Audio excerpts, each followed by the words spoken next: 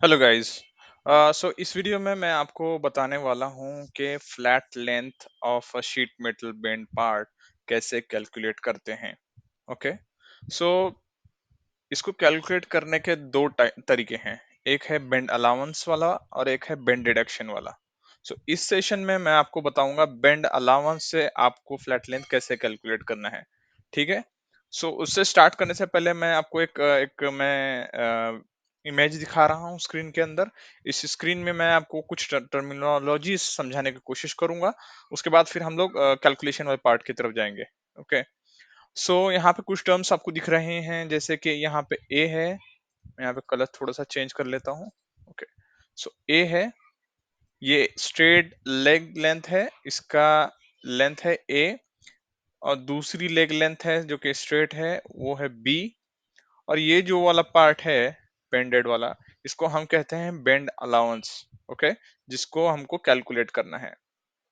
इसके अलावा क्या क्या है इसमें, इसके अंदर है total thickness of the sheet metal. Okay. Total thickness of the sheet metal is, ये जो शीट मेटल की थिकनेस है वो है टी। ओके। और यहाँ पे अगर आपको पता होगा ऑलरेडी, तो यहाँ पे एक न्यूट्रल लाइन होती है। अभी मेरा ड्राइंग कुछ खास नहीं है तो मैं रफली ड्राइंग कर रहा हूँ। यहाँ पे एक न्यूट्रल लाइन होती है। ठीक है। उस न्यूट्रल लाइन की जो डिस्टेंस है अपर सरफेस से, जैसे कि मैं यहाँ पे अगर ड्रॉ करूँ, जैसे कि मान लो जी ये न्यूट्रल लाइन है। ठीक है। तो ये जो डिस्टेंस है इसको कहते हैं स्मॉल टी। ठीक है। ये है स्मॉल टी। और इसके बाद यहाँ पे हम लोग आते हैं एक बेंड रेडियस की तरफ। ये जो इनर सरफेस है इसके अगर हम बात करें तो ये इसको बोलते हैं इनर रेडियस और बेंड रेडियस, जिसको हम स्मॉल आर से डिनोट करते हैं। ठीक है। और ये जो डॉटेड लाइन यहाँ पे मैंने निकाली है जो कि न्यूट्रल लाइन है, इसकी अगर हम बेंड रेडियस की बात करेंगे तो ये इसकी बेंड रेडियस को हम कहते हैं कैपिटल आर से डिनोट करते हैं। ठीक है। मेरा ड्राइंग कुछ उतना खास नहीं है तो इंडिकेशन में कुछ दिक्कत हो सकती है। तो अगर आप कुछ समझ नहीं आ रहा है तो कमेंट में मुझे बता दीजिएगा। ठीक है, मैं एक्सप्लेन करने की कोशिश करूंगा। सो बेसिकली ये कुछ चीजें हैं इसके अंदर, आपको अंडरस्टैंडिंग के लिए मैंने बताया। और इसके अंदर एक एक्स्ट्रा एक इम्पोर्टेंट चीज रह गई है, वो है बेंड एंगल। ठीक है। बेंड एंगल कैसे कैलकुलेट किया है, तो बेंड एंगल ये जो फ्लैट लेंथ है यहाँ से, ये जो बेस लाइन है यहाँ की, इसका रेफरेंस पकड़ के, ओके, और इस बेंडेड पार्ट का रेफरेंस पकड़ना है। तो ये हमको मिल गया थीटा डिग्री। इसको हम कहेंगे बेंड एंगल। ठीक है। Now let's start with the calculation वाला पार्ट। ठीक है। ओके। तो कैलकुलेट करने के लिए फ्लैट लेंथ हमारे पास फॉर्मूला क्या है वो दिखाता हूं मैं पहले। Flat length is equal to bend allowance, जो कि मैंने अभी आपको बताया यहाँ पे। ये वाला पार्ट, ये जो बेंड ऐसा है, इसको बोलते हैं बेंड अलाउंस। वो प्लस ए, जो कि स्ट्रेट एज है यहाँ पे। ठीक है। और प्लस बी, बी भी स्ट्रेट एज है। ठीक है। जब आप बेंड अलाउंस कैलकुलेट कर लो तो उसके अंदर ए और प्लस बी कर दो तो आपको फ्लैट लेंथ मिल जाएगी। सो यहाँ पे इंपॉर्टेंट थिंग क्या है अभी, कि आपको कैलकुलेट करना है बेंड अलाउंस। ओके। अब बेंड अलाउंस कैसे कैलकुलेट करते हैं, उसका फॉर्मूला क्या है, और उसको कैसे डिराइव करना है उसका फॉर्मूला, वो सारी चीजें मैं बताने वाला हूँ अभी। ठीक है।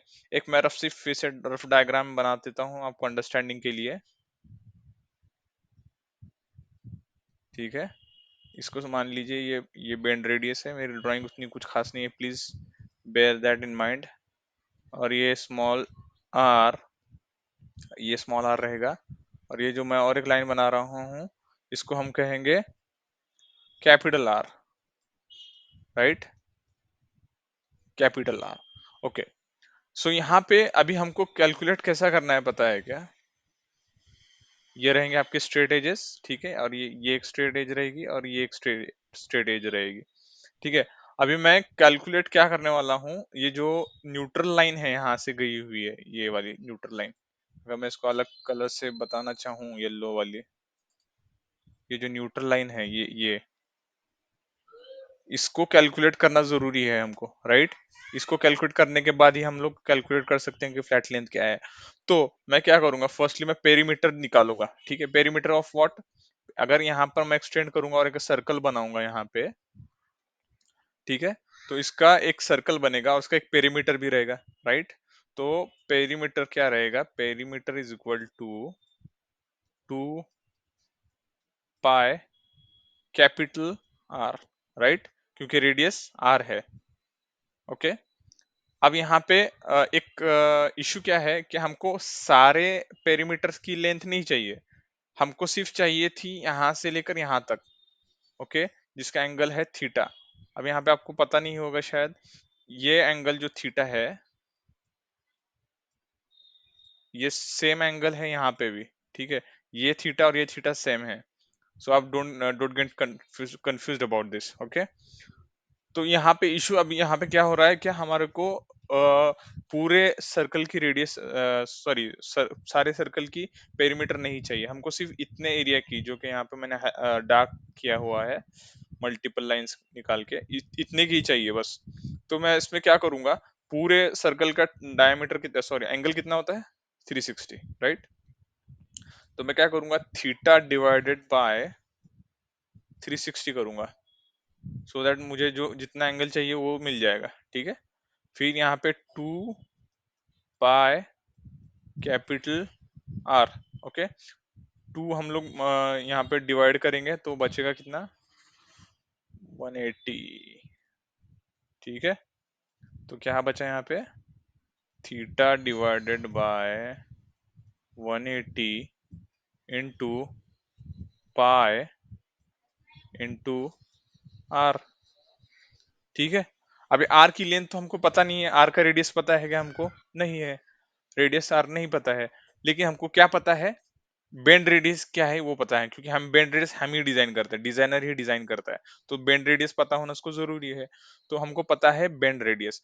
सो अगर मैं इस कैपिटल आर की अगर ये निकालना चाहूँ, रेडियस एक्चुअली क्या निकालना चाहूँ, तो हमको क्या पता चलता है कि ये जो रेडियस है यहाँ से यहाँ तक, प्लस द यहाँ पे स्मॉल टी, यहाँ को आप ऑलरेडी मैं बताया था कि ये स्मॉल टी रहती है वैल्यू।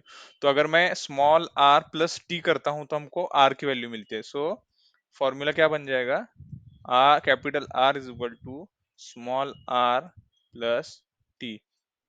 ये आपका बन गया कैपिटल आर की वैल्यू, ठीक है।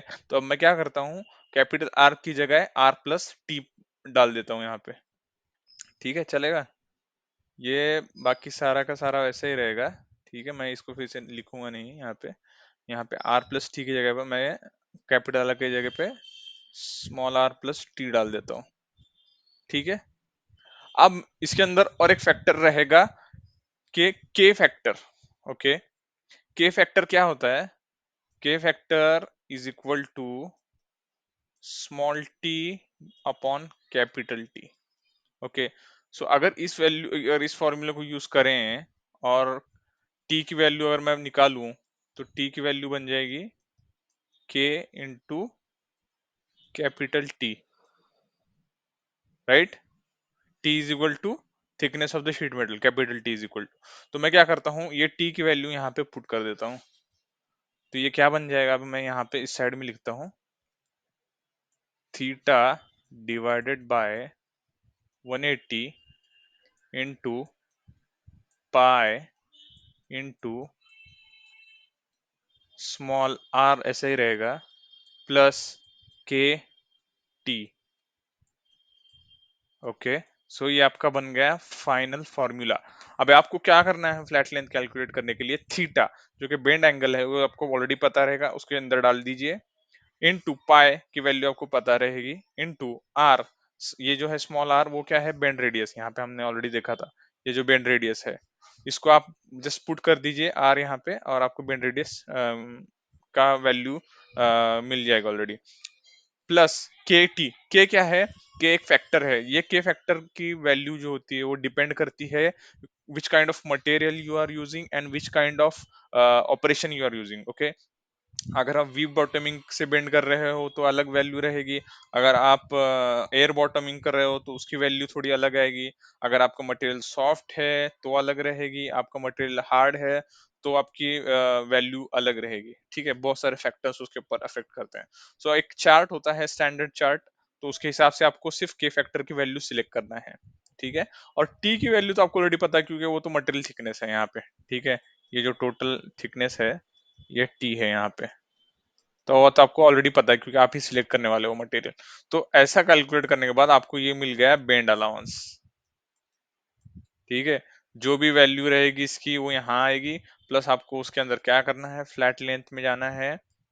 फ्लैट लेंथ कैलकुलेट करने के लिए बेंड अलाउंस जो आपने कैलकुलेट किया वो यहाँ पे लिखिए, प्लस ए प्लस बी। ओके, जो हमने ऑलरेडी कैलकुलेट किया था यहाँ पे, ए बी आपको ऑलरेडी पता रहेगा, वो वैल्यू यहाँ पे डाल दीजिए आप। आपका फ्लैट लेंथ की वैल्यू आपको पता चल जाएगी।